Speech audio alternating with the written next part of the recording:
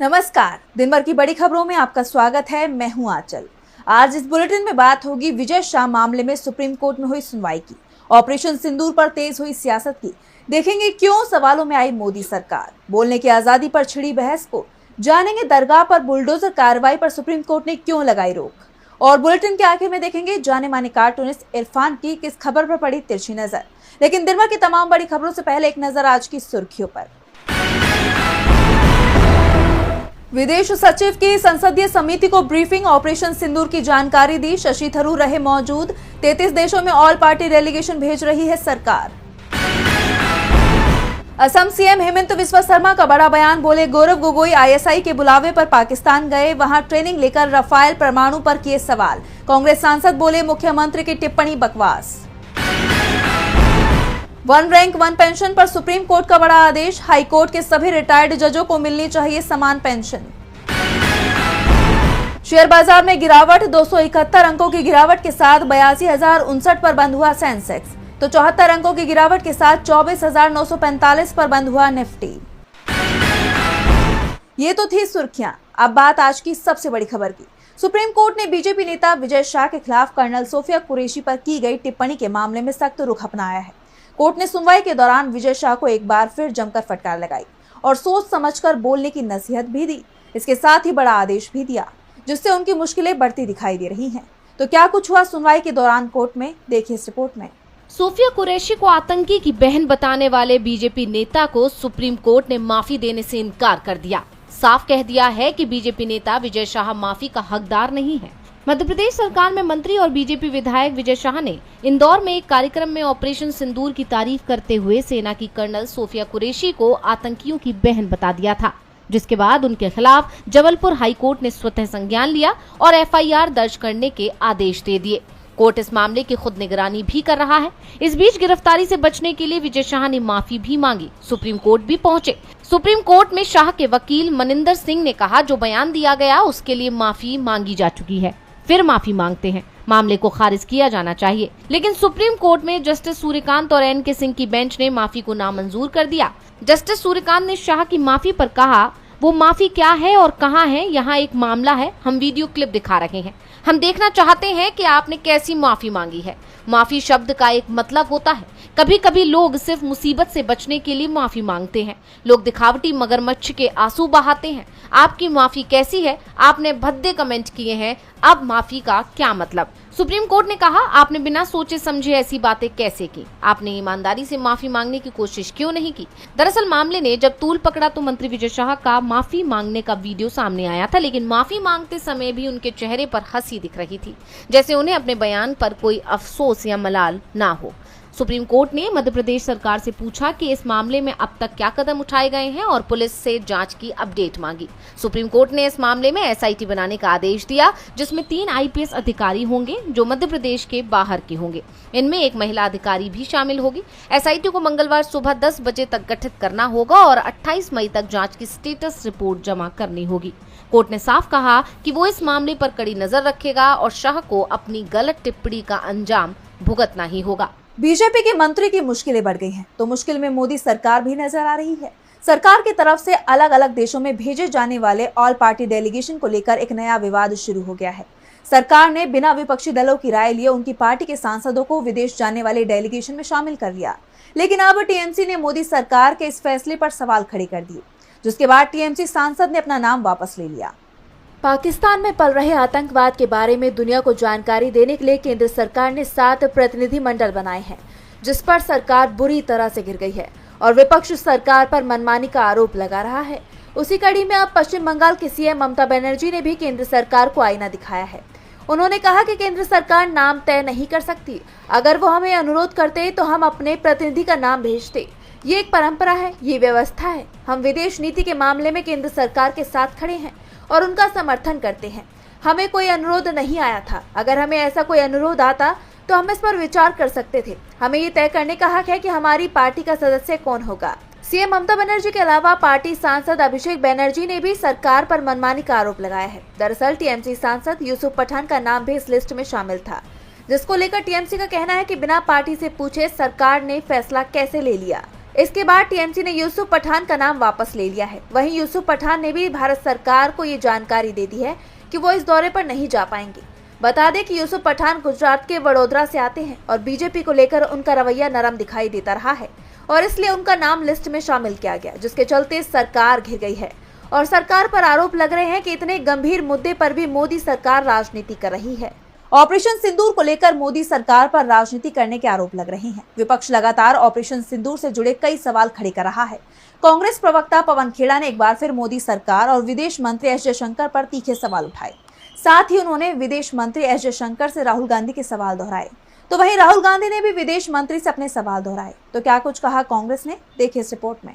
Operation सिंदूर को लेकर कांग्रेस ने एक बार फिर मोदी सरकार और विदेश मंत्री एस जयशंकर पर तीखे सवाल उठाए हैं। कांग्रेस नेता पवन खेड़ा ने एक प्रेस कॉन्फ्रेंस की।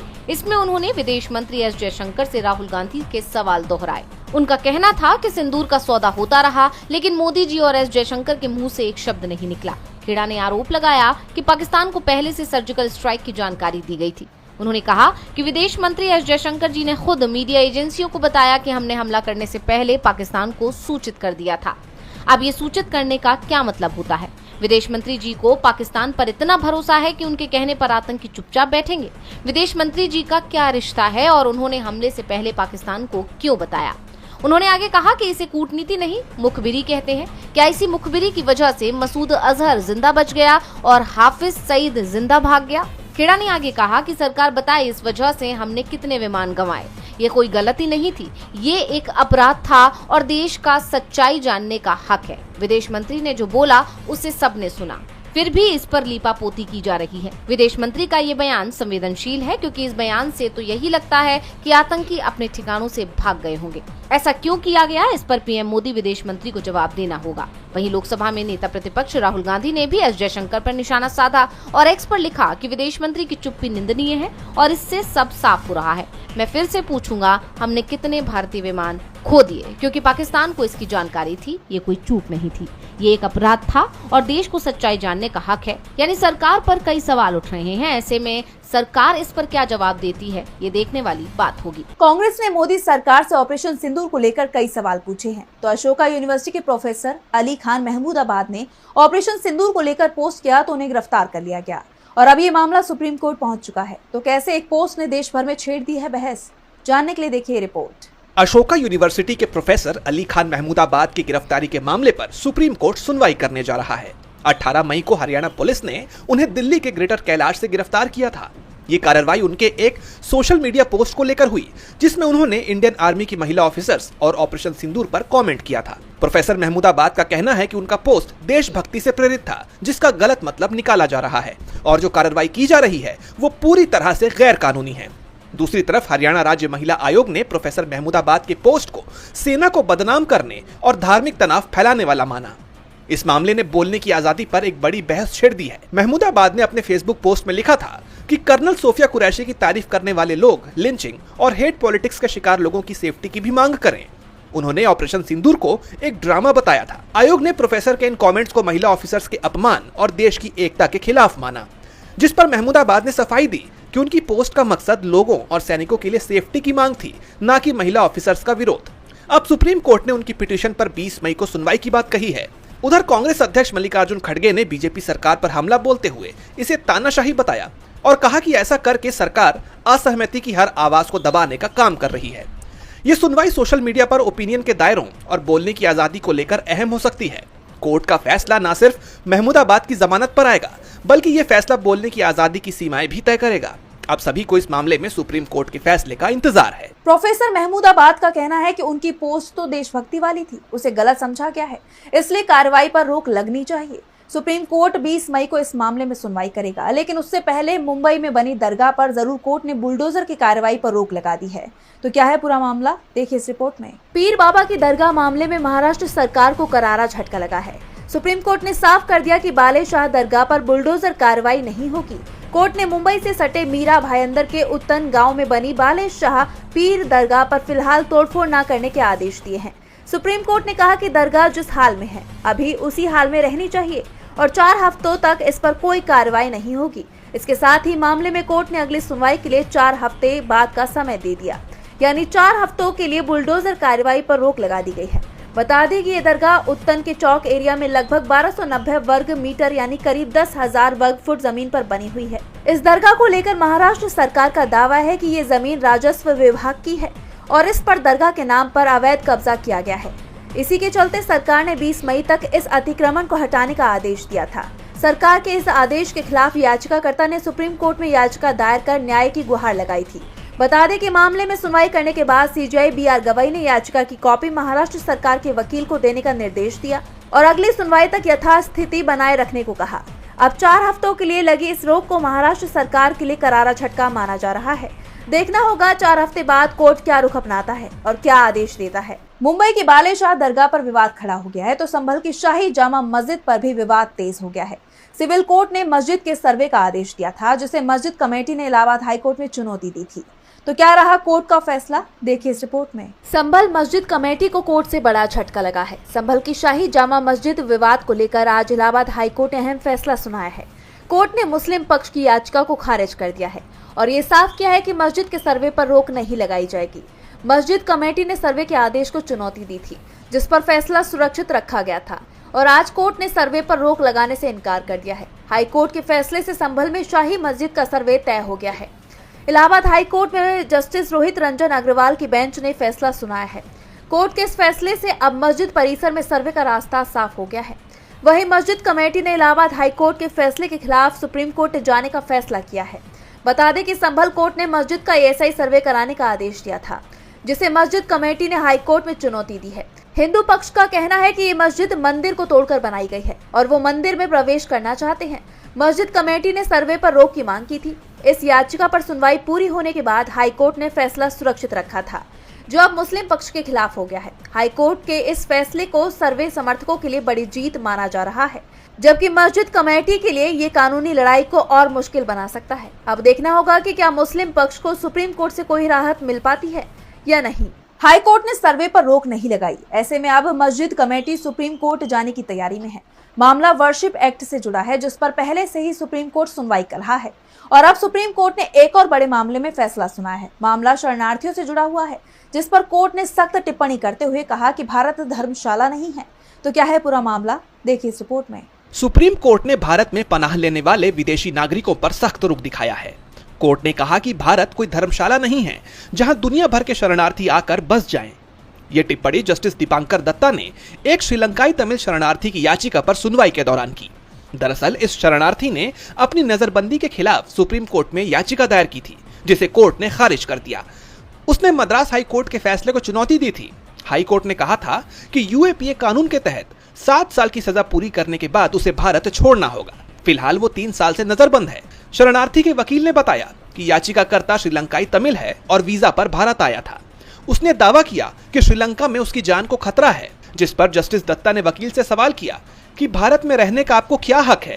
वकील ने शरणार्थी होने की बात कही, लेकिन कोर्ट ने जवाब दिया कि संविधान का अनुच्छेद 19 सिर्फ भारतीय नागरिकों को भारत में रहने का अधिकार देता है।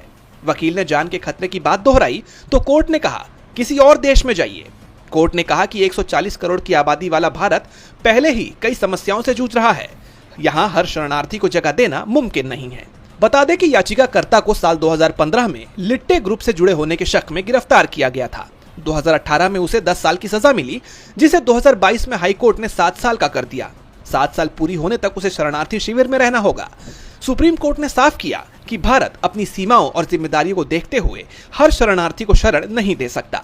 विदेशियों को देश में पनाह देने के मामले में सुप्रीम कोर्ट की यह टिप्पणी काफी अहम मानी जा रही है।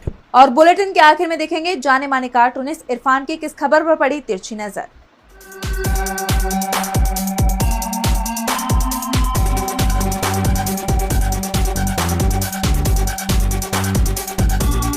महाराष्ट्र इतिहास के हिसाब से बहादुरों की धरती है, लेकिन पहली बार पता चला कि महाराष्ट्र बहादुर और हिम्मती अफसरों की भी धरती है। अब देखिए ना, अभी शपथ लिए हमारे नए CGI जब अपने गृह राज्य महाराष्ट्र पहुंचे तो उनकी अगवानी करने के लिए वहां पर ना तो चीफ सेक्रेटरी, ना DGP और ना ही वहाँ के लोकल कमिश्नर मौजूद थे। तो जहाँ पर सीजीआई के नाम से एक आम आदमी थर कांपता है, वहाँ पर इन अफसरों की हिम्मत की तो भाई दाद ही देना पड़ेगी, क्योंकि आज़ादी के बाद में इतिहास में ऐसा पहली बार हुआ है।